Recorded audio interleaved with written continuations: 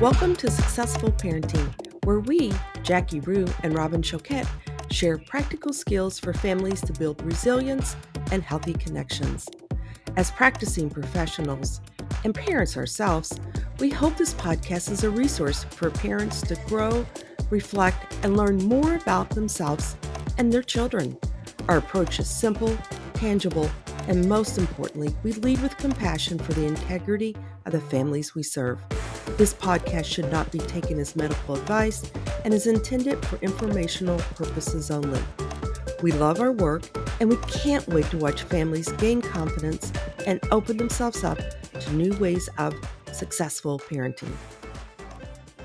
Good morning, Jackie. Good morning, Robin. How you doing? I am good today. Wanted to share with you a story that I think goes right along with what we're talking about today. My daughter brought it up this week and we were laughing about it. So I have dark hair. All of my girls have dark hair. And when you have darker hair like this, it's not uncommon that you can have some facial hair. And my one daughter has these thicker sideburns, I would say. And when she was in middle school, we were in the car just driving along and I turned to look at her and I could see that she had cut her hair off right at her sideburns. Oh, jeez. What was your reaction? Well, it wasn't good, Jackie. It was not good. I started, why did you cut your hair? And she goes, I didn't cut it. At that point. I know that is your pet peeve, lying. Yes. It's all and I think every parent out there can relate to this. Oh my gosh, this is something small. If they can't tell me this, then when something big comes along, I absolutely lost it on her. And just going on about, she's not telling me the truth. I can obviously see it, And then she ended up just breaking down and crying. And it stopped me in my tracks because at that moment I recognized this wasn't about her telling me the truth or not. This is about a middle school kid trying to figure out her place, her life, her looks, all of that, and trying to manage that. And instead of being there to help her navigate that difficult time and finding acceptance and love for herself, I even heaped it on by telling her she's not telling me the truth and going out to the future, talking about situations that had never occurred and they never did. But that's just a moment that I will always remember. She will always remember. It's one of those stellar parenting moments. We've all been there, right? Oh, totally. And every parent has a hot button and possibly a few. And the more we become stressed, or the more, we as parents and caregivers have many forms of stress from home, family, work, financial, any number of things. And so the more stressed we become, the more those hot buttons are more readily pushed, right? Yes. And so just recognizing what those hot buttons are. And, for you, it might be when your child lies. Yes. Sometimes it can be when you don't feel respected as a parent, or you don't feel that your children are listening to you.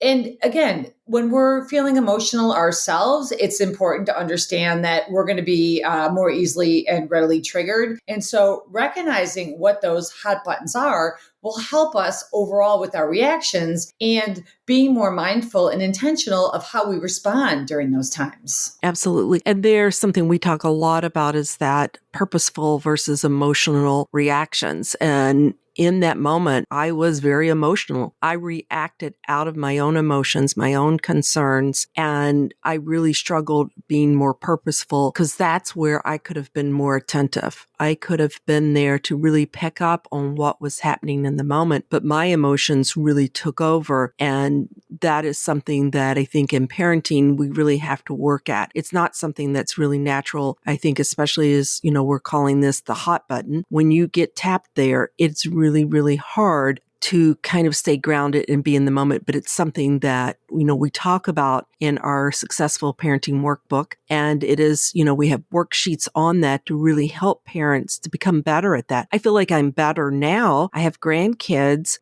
but it is still something that I have to work at. Oh, 100%. And I think we can all relate to that. And, a lot of times when we always ask parents, have you had a power struggle with your child and won? Have you, yelled at your child and felt like it was really successful? And those are, emotional reactions and can really hinder just the overall communication with our children. I know there were times where I said things out of anger or frustration or even worry to my children, and I later regretted those things, right? And it caused nothing but separation between me and them. And so I had to really be mindful of pivoting and apologizing. But out of that, I've been really trying to just reflect on where I am emotionally. And when I feel that I'm struggling emotionally, I try to just walk away and disengage. And I know if I can do that and come back when I'm more in a rational place, I am going to be more likely to respond out of, kind of that purpose of wanting to connect with my child, teach them a skill,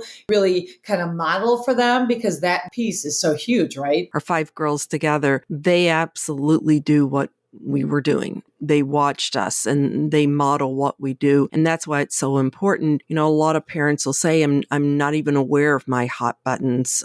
Or we talk about we don't even have a plan when those get hit. And what we find is when those things happen, more than likely, we are going to react in that emotional kind of way. And that can really impact our child. They may feel, more disconnected, as you said, Jackie. They don't feel heard. The communication usually typically really plummets. And so what you're trying to do and what you're trying to say and get through to your child probably isn't going to happen unless you're modeling that regulation. And that's so important. If children see it modeled, they start to learn. Oh, definitely. And I think that is key. And that's what it's all about. And again, as parents, we all struggle with it. I think it's tough to get it right all the time. And we are going to make mistakes. And that's just human, right? And the more we can even, process with our children, the mistake we made and how we would have done it differently is one way just to connect with them, but also just modeling self-regulating. And when our children become dysregulated, those are opportunities for us to really make sure we're staying calm. And that in itself will help co-regulate with them and help the children learn to calm down. Because we've all been there when our children get ramped up and we get ramped up and then we just explode and you walk away feeling like, okay, that was not my best moment. I hope no one saw that, right? And those are the times that you could probably say are a little bit more emotionally reactive. Yeah. I know one of the things that really helped me, and this is something I share with families often,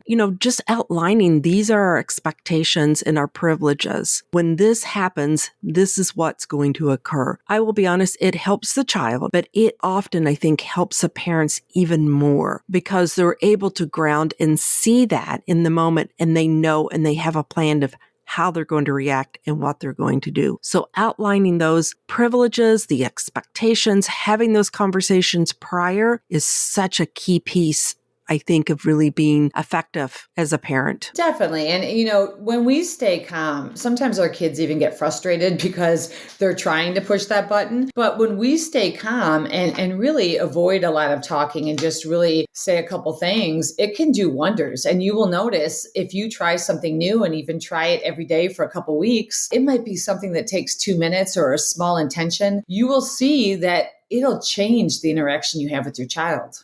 So much. So much. Absolutely. And I think giving yourself grace and knowing that, as we said, we all make mistakes. I shared the one at the beginning here, and I had to go back and I had to apologize and I had to talk through it with my daughter and say, that was an opportunity for us to have a conversation. And unfortunately, my own emotions, my own fears came out. And we talked about that of why it happened, not as an excuse, but an explanation with an apology. And I really owned it. I owned that my response wasn't the best at that time. And we still laugh about it, but she does say that she really appreciates that I was able to be honest with her about my own mistake. Just like she said, yeah, cutting the sideburn was not the smartest move ever. Yeah. And that's what I think all of us are trying to do is just develop closer connections as well as, have healthier interactions and help our children become more emotionally resilient. And so I love this conversation today and I look forward to many more. And I hope you have a wonderful day, Robin. Thank you, Jackie. Bye, everyone. Bye. Thank you for joining us, and make sure to subscribe and like us to catch our next episode, where we will take you on a journey to find new ways of successful parenting.